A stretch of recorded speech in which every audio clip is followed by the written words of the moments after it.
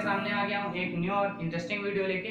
और जो हमारी आज की वीडियो है वो कुछ ज्यादा ही इंटरेस्टिंग होने वाली है, क्योंकि जो हमारा आज का टॉपिक है वो आपके हर जगह पूछा जाता है, आपके स्कूल में, कॉलेजेस में, और यहाँ तक कि आपके कॉम्पिटिटिव एग्जाम्स में भी इसके क्वेश्चन आते हैं। ठीक है, तो आज का टॉपिक स्टार्ट करने से पहले मैं बस एक चीज बोलना चाहूंगा कि अगर आपने चैनल को अभी तक सब्सक्राइब नहीं किया है तो चैनल को सब्सक्राइब कर लें, ताकि हमारी वीडियो आते आते आपके पास पहुंचे और आपको कुछ सीखने को मिले। ठीक है, तो आइए आपका बिना टाइम वेस्ट करते हुए वीडियो को स्टार्ट करते हैं। तो हमारा जो आज का टॉपिक है वो है हमारा नंबर सिस्टम। इसको हिंदी में कहते हैं संख्या पद्धति। ठीक है, तो हमारा जो टॉपिक है, आपने लगभग अगर आप इस टाइम पे स्कूल में है तो आपने इस बारे में पढ़ा होगा स्कूल में अपने टीचर्स से, अपनी बुक्स में। और अगर आप कॉलेजेस में है तो मे भी आपने इस चीज को पढ़ा हो, लेकिन अगर आप कॉम्पिटिटिव एग्जाम्स की तैयारी कर रहे हैं तो ये टॉपिक आपके लिए बहुत ही ज्यादा इंपॉर्टेंट होने वाला है, क्योंकि इससे आपके हर एग्जाम में कोई ना कोई क्वेश्चन आता ही है। ठीक है, तो आइए अब देखिए नंबर सिस्टम। तो सबसे पहले हमें नंबर्स के बारे में पता होना चाहिए। हमारे जो नंबर्स हैं, हमारी जो संख्या है वो क्या होती है। ठीक है, तो हमारा फर्स्ट टर्म आया नंबर। ठीक है, हमारी जो फर्स्ट चीज आई है वो आई है नंबर। तो आइए आप जानते हैं नंबर क्या होते हैं। देखिए, जो वस्तु के परिमाण के लिए उपयोग होते हैं उन्हें हम नंबर्स कहते हैं। जैसे कि वस्तु का परिमाण मतलब उसकी क्वांटिटी, मतलब कोई भी वस्तु है तो वो कितनी है, उसके नंबर्स क्या हैं, उसे हम संख्या कहते हैं। देखिए क्या,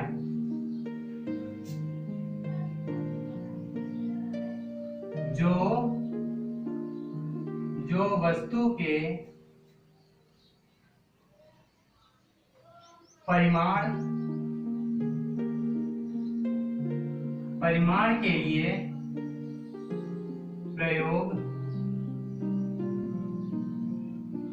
प्रयोग होते हैं, वे क्या हमारे नंबर्स कहलाते हैं। जैसे कि एग्जांपल में आपका हो गया, जैसे आपके पास 3 किताबें हैं तो आपकी 3 बुक्स, ठीक, 2 टेबल, ये 3 है, ये 2 है, ये सारे आपके नंबर्स है ना। देखिए क्या होता है, हमने क्या कहा, जो वस्तु के परिमाण के लिए प्रयोग होती हैं वो नंबर कहलाते हैं। ठीक है, मतलब उनकी क्वांटिटी क्या है उसे हम लोग नंबर कहते हैं। ठीक, आइए अब जानते हैं इसके बाद हम लोग प्राकृतिक संख्या के बारे में। हमारी जो प्राकृतिक संख्याएं होती हैं, हमारे जो नेचुरल नंबर्स होते हैं वो क्या होते हैं। ठीक है,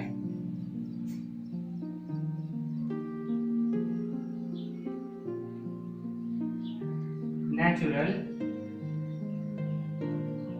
नंबर मतलब है हमारी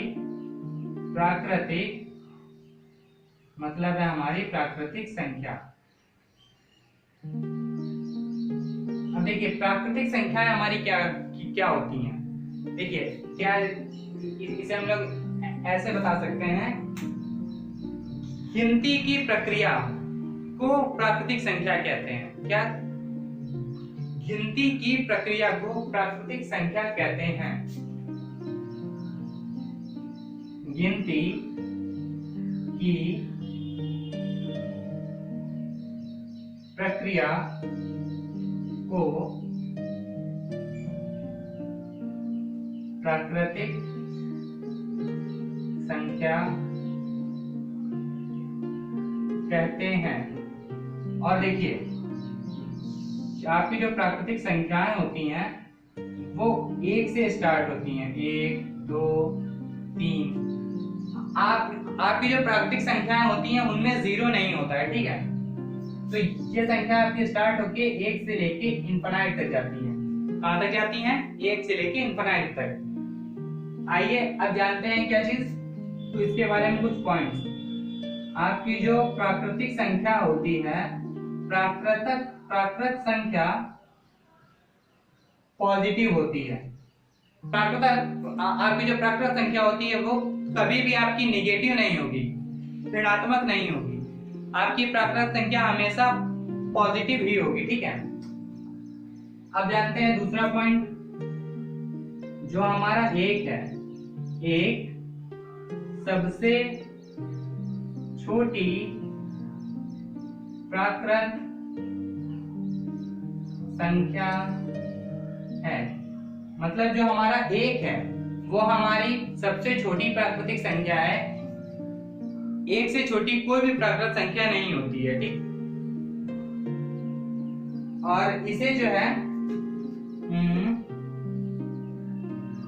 n से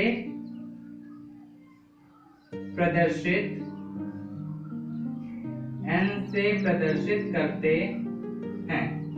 मतलब जो हमारी प्राकृत संख्या है उसे हम लोग डिनोट करते हैं n से, इससे कैपिटल N से, ठीक है।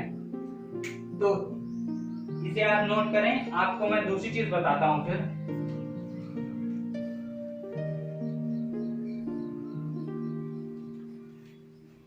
मैं आपसे बार बार कह रहा हूं कि ये जो टॉपिक मैंने आज स्टार्ट किया है, ये टॉपिक आपका कॉम्पिटिटिव एग्जाम्स में बहुत ही ज्यादा पूछा जाता है। और जो लोग डिफेंस की तैयारी कर रहे हैं, जैसे एनडीए, एयरफोर्स, उनके लिए ये टॉपिक बहुत ही ज्यादा इंपॉर्टेंट होने वाला है। और हमारे जो भी भाई एनडीए की तैयारी कर रहे हैं उनके लिए बेस्ट ऑफ लक, क्योंकि एनडीए का एग्जाम आपका जल्दी ही होगा। और आज का जो टॉपिक है, ये वाला टॉपिक आपके एनडीए के एग्जाम्स में भी पूछा जाता है, ठीक है। तो आइए, हमने जान लिया था प्राकृत संख्या। अब जानते हैं हम लोग पूर्ण संख्या के बारे में। क्या है पूर्ण संख्या? पूर्ण संख्या क्या होती है? हमारी होल नंबर। पूर्ण संख्या क्या होती है? पूर्ण संख्या होती है हमारी होल नंबर। तो होल नंबर हमारे ये होते हैं, हमारी जो प्राकृत संख्या होती है उसमें हम लोग जीरो और इंक्रीज कर देते हैं, तो वो हमारी प्राकृत संख्या, मतलब जो हमारी प्राकृत संख्या होती है उसमें हम लोग जीरो इंक्रीज करते हैं, तो वो हमारी बन जाती है पूर्ण संख्या। पूर्ण संख्या मतलब वो हमारे होल नंबर्स बन जाते हैं, ठीक है। देखिए,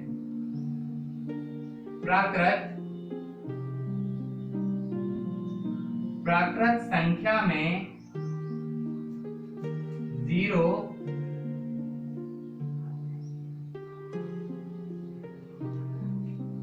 बढ़ाने पर पूर्ण संख्या मिलती है। जैसे कि हमारा एग्जांपल में 0, 1, 2, 3 एक्सेट्रा से इंफिनाइट तक, मतलब हमारी जो पूर्ण संख्या होती है वो कहां से स्टार्ट होती है? 0 से। और हमारी जो प्राकृत संख्या थी वो कहां? 1 से स्टार्ट होती थी, ठीक है। तो इनमें बस इतना ही डिफरेंस है प्राकृत संख्या और पूर्ण संख्या में, कि हमारी जो प्राकृत संख्या होती है वो 1 से स्टार्ट के इंफिनाइट तक जाती है, और हमारी जो पूर्ण संख्या होती है वो 0 से स्टार्ट होती है, ठीक है। तो आइए अब जानते हैं कुछ चीज पूर्ण संख्या के बारे में। इसे कैपिटल W से प्रदर्शित, इसे किससे प्रदर्शित करते हैं? कैपिटल W से, ठीक है। और क्या है हमारी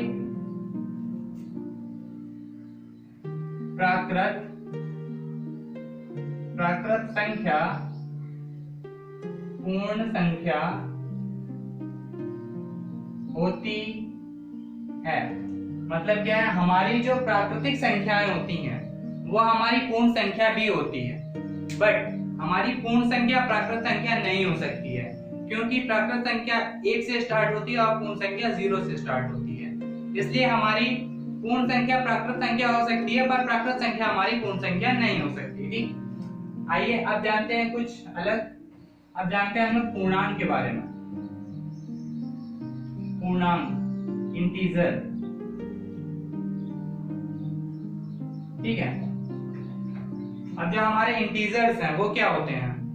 देखिए, हमारी जो प्राकृतिक संख्याएं होती हैं उनका जो एक ग्रुप होता है उसमें ऋणात्मक संख्याएं भी हम लोग अगर ऐड कर देते हैं तो हमारे बन जाते हैं पूर्णांक। क्या?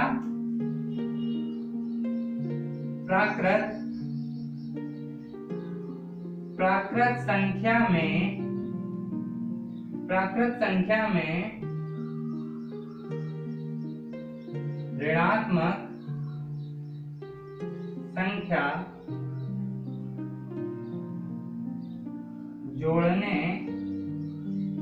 जोड़ने पर हमें पूर्णांक प्राप्त होते हैं। क्या है? हमारी जो प्राकृत संख्या होती है उसमें हम जब ऋणात्मक नंबर्स को ऐड कर देते हैं, नेगेटिव नंबर्स को ऐड कर देते हैं तो हमें पूर्णांक प्राप्त होते हैं। ठीक है, आइए देखते हैं जो हमारे जो पूर्णांक है वो क्या होते हैं।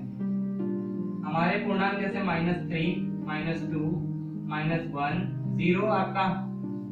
0 आपका ना ही पॉजिटिव होता है ना ही नेगेटिव होता है, इसलिए आप 0 के आगे कोई भी साइन ना लगाएं। ठीक है, फिर 1, 2, 3 इंफिनाइट है। ठीक है, मतलब हमने प्राकृत संख्या में ऋणात्मक संख्या और जोड़ दी तो हमें पूर्णांक प्राप्त हो गया। ठीक है, अब जानते हैं पूर्णांक के बारे में कुछ चीजें।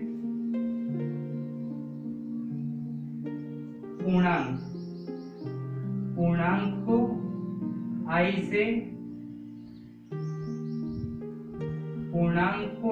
से प्रदर्शित करते हैं। किससे प्रदर्शित करते हैं? I से। और शून्य ना तो धनात्मक होता है ना ही ऋणात्मक होता है, ये मैंने आपको पहले बता दिया। और जो है हमारे पूर्णांक पॉजिटिव व नेगेटिव दोनों होते हैं। मतलब हमारे जो पूर्णांक है वो पॉजिटिव भी हो सकते हैं और नेगेटिव भी हो सकते हैं। ठीक है, इसको आप लोग नोट करें, तब तक मैं आगे बताता हूं आपको।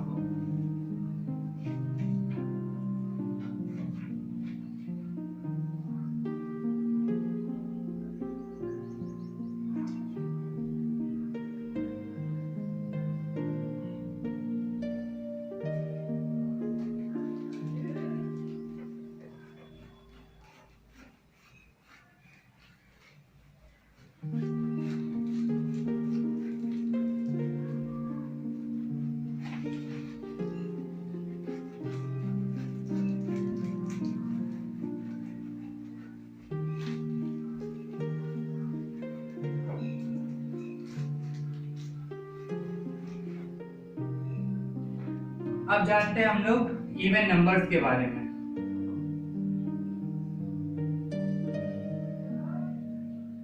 इवन नंबर मतलब क्या होती है आपकी? इवन नंबर होती है आपकी सम संख्या। इवन नंबर होती है आपकी सम संख्या। देखिए, सम संख्या क्या होती है? जो संख्या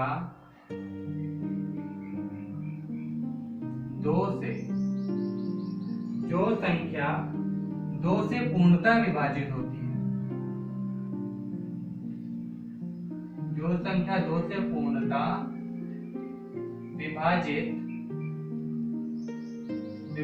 होती है वो आपकी क्या कहलाते हैं? वो आपके इवन नंबर्स कहलाते हैं। ठीक है, जैसे एग्जांपल में हो गया आपका 2, 4, 6, 8 एक्सेट्रा। ठीक है, अब आते हैं आपके ऑड नंबर।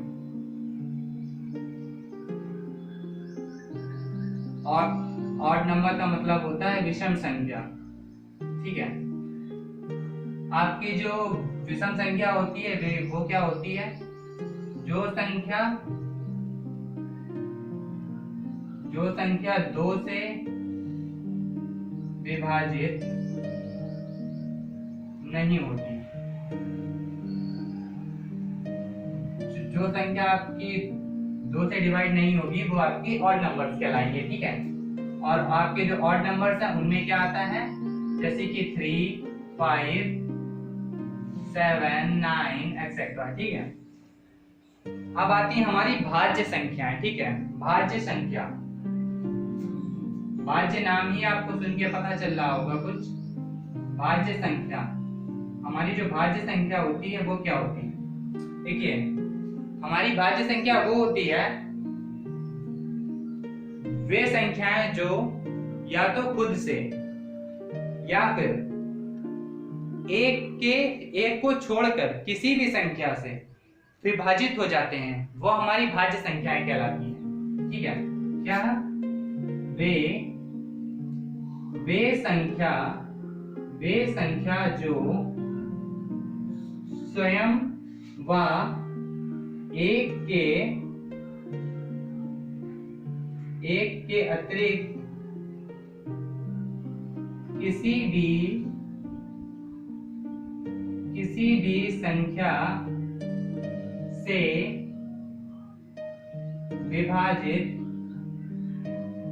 विभाजित हो जाती है।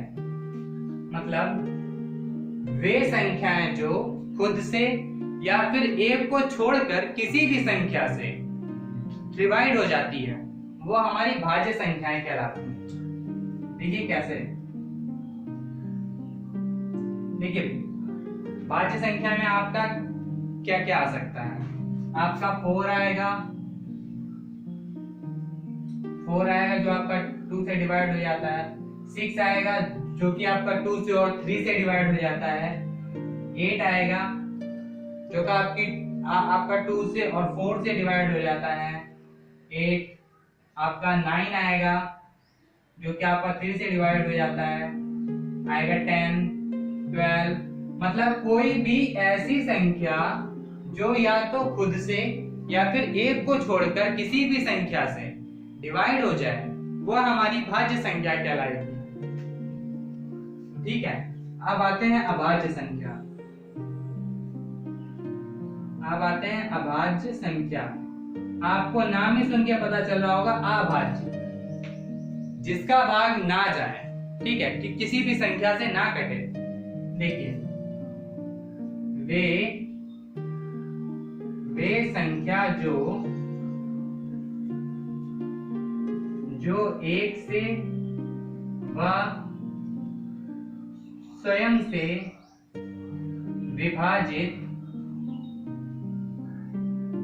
विभाजित होती हैं। मतलब वो संख्याएं जो एक से या फिर खुद से विभाजित होती हैं, वो हमारी अभाज्य संख्याएं कहलाती हैं। देखिए अभाज्य संख्या क्या क्या होती है, देखिए अभाज्य में आपका आता है 2, क्योंकि ये खुद से ही कटता है, 3, 5, 7, 11। ये कुछ संख्याएं ऐसी हैं जिनका कोई भी मतलब इन्हें आप किसी भी नंबर से काट नहीं सकते, डिवाइड नहीं कर सकते, वो आपकी अभाज्य संख्या कहलाती है, ठीक है। अब आइए देखते हैं कुछ और।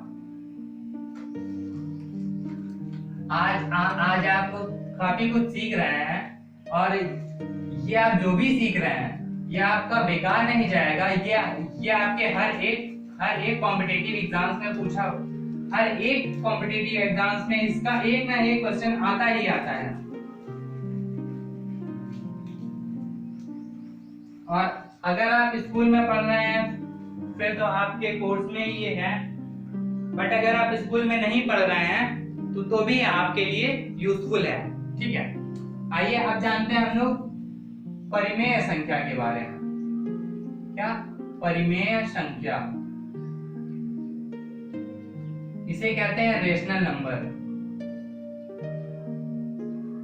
रेशनल नंबर, ठीक है। ये क्या होती हैं, वे संख्या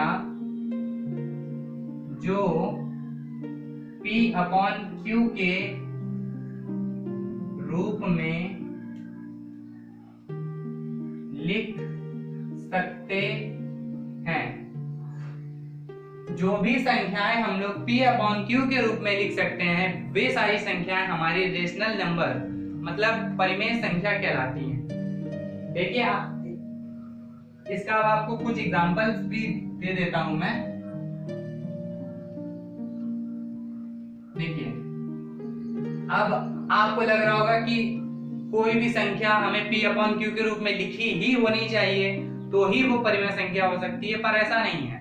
देखिए अगर आपके पास कोई भी नंबर है तो उसके अपॉन में हम 1 लगा सकते हैं ना, तो जिस भी नंबर के अपॉन में हम 1 लगा सकते हैं वो सारी हमारी परिमेय संख्या हो सकती हैं। बट कुछ एक्सेप्शन होते हैं, जैसे कि पाई, ये हमारा परिमेय संख्या नहीं हो सकती। अगर आपकी कोई भी संख्या रूट में लिखी है तो वो भी आपकी परिमेय संख्या नहीं होगी। ठीक है, तो इसमें आप लिख सकते हैं 2, 2/3, 5/8, 6, 9, 9/2।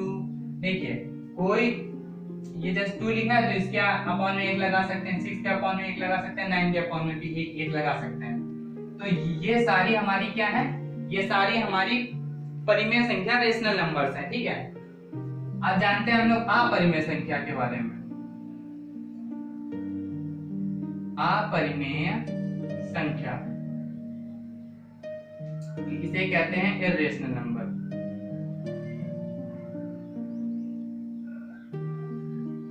इर्रेशनल नंबर, ठीक है, तो क्या होता है, वे संख्या जो P/Q के रूप में नहीं लिख सकते। मतलब जो भी संख्या हम लोग P/Q के रूप में नहीं लिख सकते हैं वे हमारी अपरिमेय संख्याएं हैं। ठीक है, इसमें आगे आपका पाई, √2, √5, √6, सॉरी √6 को हम रूट से निकाल सकते हैं।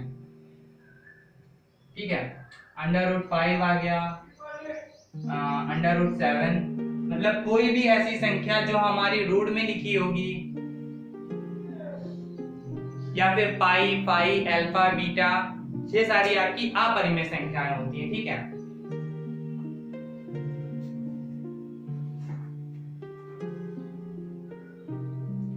आइए अब जानते हैं इसके आगे हम लोग वास्तविक संख्या के बारे में, मतलब रियल नंबर्स। क्या क्या जानते हैं हम लोग, रियल नंबर। रियल नंबर होते हैं हमारे वास्तविक संख्या। ठीक है, अब आइए जानते हैं हमारी जो वास्तविक संख्याएं होती हैं वो क्या होती हैं। देखिए परिमेय तथा अपरिमेय संख्याओं को एक साथ हम जब लिख देते हैं तो वो हमारी वास्तविक संख्याएं बन जाती हैं। ठीक है, परिमेय तथा अपरिमेय संख्या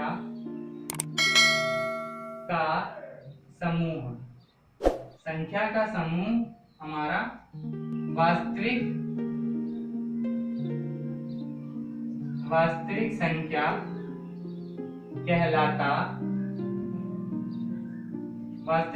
कहलाता है। ठीक है, देखिए एग्जांपल के लिए आपके पास है पाई 1, 2, √2, √3, 4, √5। देखिए ये आपकी परिमेय संख्या नहीं है, ये है, ये आपकी परिमेय नहीं है, ये भी नहीं है, ये है, ये भी नहीं है। मतलब आपकी जो परिमेय और अपरिमेय संख्याएं होती हैं, हम जब उन्हें एक ग्रुप में लिख देते हैं तो वे हमारे रियल नंबर कहलाते हैं, मतलब आपकी वास्तविक संख्याएं कहलाती हैं। ठीक है, अब आता है इसके बाद हमारी काल्पनिक संख्या।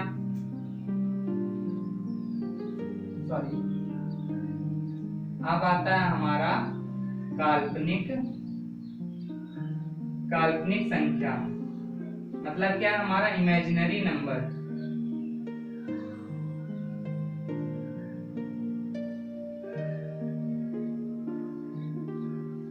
इमेजिनरी नंबर, ठीक है। अब जो हमारे इमेजिनरी नंबर्स हैं वो क्या होते हैं? हमारे जो इमेजिनरी नंबर्स होते हैं वो होते हैं ऋणात्मक संख्याओं का वर्गमूल करने पर जो हमें संख्याएं मिलती हैं वे हमारी काल्पनिक संख्याएं कहलाती हैं। मतलब कोई भी एक नेगेटिव नंबर ले लें और उसके ऊपर अगर हम रूट लगा दें तो वो हमारी काल्पनिक संख्या बन जाएगी, ठीक है। देखिए क्या था,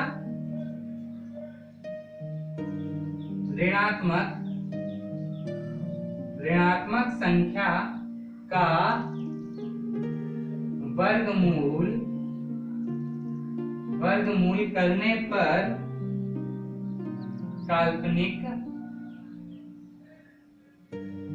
काल्पनिक संख्या मिलती है। जैसे कि आपके पास -3 लिखा हुआ है, इसके ऊपर हमने रूट लगा दिया तो ये आपकी बन गई इमेजिनरी नंबर, काल्पनिक संख्या। अब आपका आ गया √5, -2 है, इसके ऊपर रूट लगा दिया तो ये क्या होते हैं, ये आपके इमेजिनरी नंबर्स बन जाते हैं।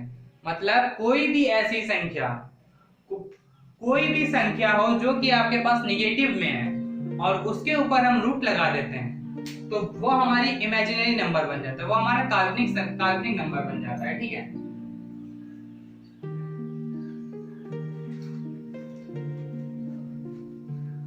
अब जो हमारा जो टॉपिक है वो लगभग एंड हो चुका है और आज के जो टॉपिक का कंक्लूजन है अब सिर्फ हमारा वही बचा हुआ है। तो देखते हैं इतना सारा जो भी हमने पढ़ा उसके कुछ मेन पॉइंट शॉर्ट में, ठीक है। तो क्या है आपका पहला पॉइंट, आपने सबसे जो मेन चीज सीखी वो क्या सीखी है, आपके जो ऑल टोटल पूर्णांक होते हैं और परिमेय और अपरिमेय संख्या होती है और ऋणात्मक और धनात्मक संख्या होती है। मतलब आपके ऑल टोटल जो इंटीजर्स होते हैं, आपके इंटीजर्स धनात्मक, ऋणात्मक, परिमेय, अपरिमेय, ये सारे आपके पूर्णांक हो सकते हैं। देखिए क्या पूर्णांक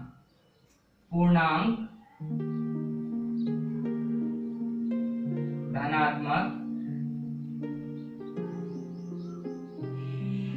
ऋणात्मक, परिमेय व अपरिमेय हो सकते हैं, ठीक। और अब आता है आपका दूसरा पॉइंट, जो हमारा एक होता है वो सबसे छोटी प्राकृत संख्या होता है, प्राकृत संख्या है। जो हमारा एक है वो सबसे छोटी प्राकृत संख्या है, ठीक। अब आते हैं हम लोग थर्ड पॉइंट पे कि सभी भिन्न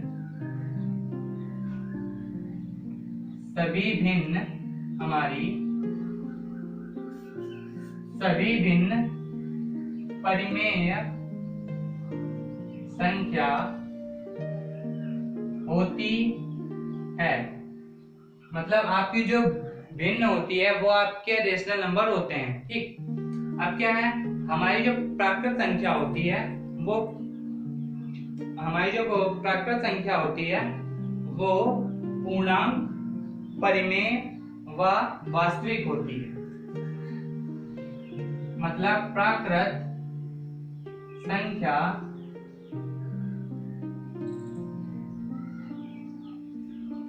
संख्या पूर्णांक और वास्तविक होती है। मतलब हमारी जो प्राकृत संख्या होती है वो हमारी पूर्णांक और वास्तविक होती है, ठीक। तो हमारी आज की वीडियो में इतना ही।